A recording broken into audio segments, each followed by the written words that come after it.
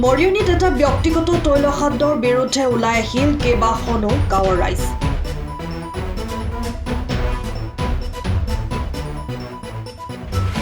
এই ব্যক্তিগত তৈলখাদ্যৰ বাবে জীয়াতু ভুগিব লগাত পৰিছে কেইবাখনো গাঁৱৰ ৰাইজ।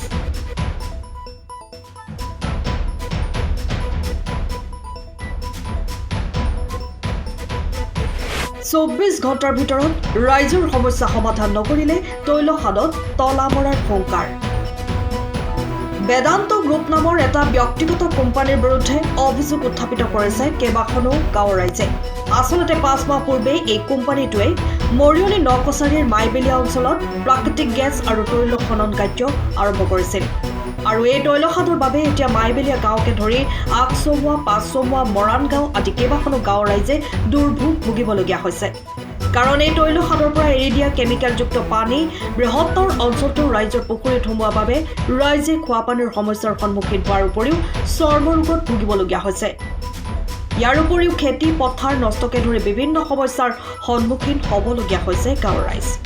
তাতোতকৈ ভয়ানকভাৱে তৈলখাদটোৱে গাঁওখনৰ খেতি পথাৰৰ মাজত বহু ঠাইত মুকলিকৈ এৰি দিছে 14-15 ফুটৰ বৃহৎ বৃহৎ গাঁত, যি গাঁতত পৰি যিকোনো সময়ত ভয়ংকৰ দুৰ্ঘটনা সংঘটিত হ'ব পাৰে। বাৰে বাৰে বিভিন্ন দল সংগঠন ৰাইজৰ পৰা বহুকেইখন স্মাৰক পত্ৰ প্ৰদান কৰাৰ পাছতো কোনো গুৰুত্ব নাই প্ৰশাসনৰ। উপায়ুক্ত ৰাইজে 24 ঘণ্টা সময়সীমা বান্ধি দিয়ে বেদান্ত গ্ৰুপক।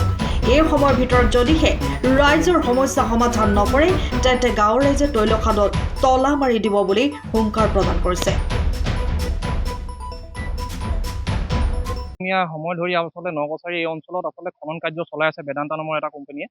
সেই কোম্পানীয়ে আচলতে আমি বহুত আৰম্ভ হোৱাৰ আগতে আমি এখন স্মাৰক পত্ৰ দি তেওঁলোকক অৱগত কৰিছোঁ যে যিখিনি আপোনালোকে ইয়াত খনন কাৰ্য চলাব, খনন কাৰ্যৰ ফলত হ'ব পৰা ৰাইজৰ যিখিনি সামাজিক সমস্যা, সেই সমস্যাখিনিৰ ওপৰত আমি এখন তেওঁলোকক ৰাজহুৱাভাৱে এখন মেম'ৰেণ্ডাম দিছিলোঁ যে সমস্যাখিনি আপোনালোকক কাম কৰা সমাগতভাৱে সেই সমস্যাখিনি সমাধান কৰিব লাগিব।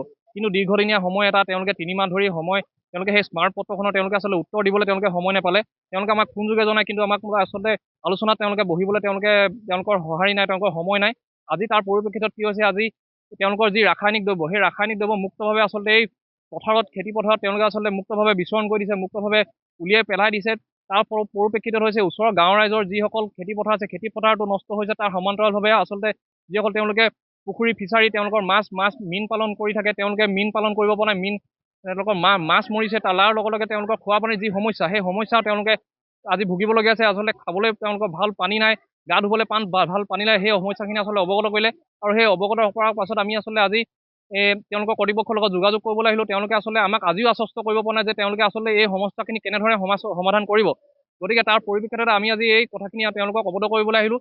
তেওঁলোকে যদি অনাগত দিনত যদি এই সমস্যাখিনিৰ ক্ষেত্ৰত যদি তেওঁলোকে মাত নেমাতে বা তেওঁলোকে সমস্যাখিনি সমাধান ক্ষেত্ৰত যদি কোনো পদক্ষেপ গ্ৰহণ নকৰে, কিন্তু অনাগত দিনত আমি ছাত্ৰ সন্থা তেওঁলোকে আজিলৈকে আমাৰ চুবুৰীয়াটোত এজন প্ৰশাসন বা দুজন প্ৰশাসনে গৈ পিনি চোৱাগে নাই আমাৰ কি অৱস্থাত খোৱা পানী, আমাৰ কি অৱস্থা হৈছে। আৰু বেদান্ত কোম্পানীও 2-3বাৰ গৈ তাৰ পৰা পানী আনিলে। পানী অনাৰ ফলত তেওঁলোকলৈ আমি বাট চাই থাকোঁ, অপেক্ষা কৰি থাকোঁ কিবা ৰিপৰ্ট আহিব, তেওঁলোকে কোনো ৰিপৰ্ট দিয়া নাই। আজি আমি 2 মাহৰ পৰা আমি কেনেকুৱা অইলৰ পানী যোৱা, তেলৰ পানী যোৱা খাই থাকিবলগীয়া হৈছে।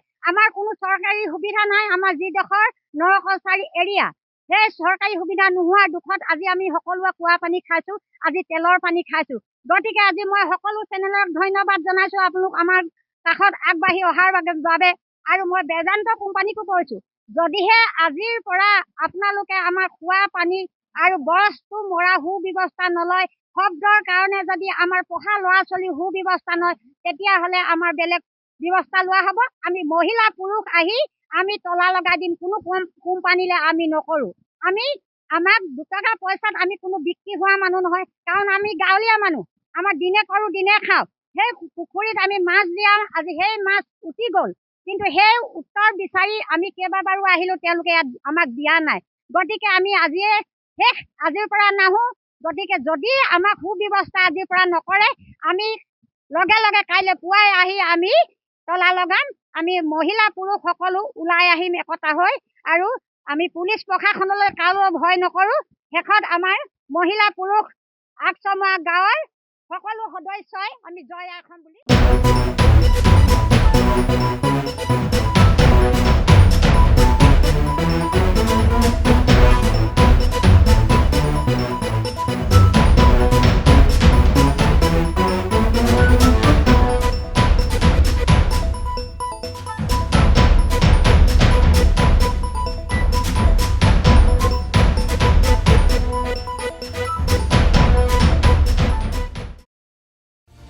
সময়ৰ খবৰ সময়ত পাবলৈ ফ'ল' কৰক টাইম অফ আছাম।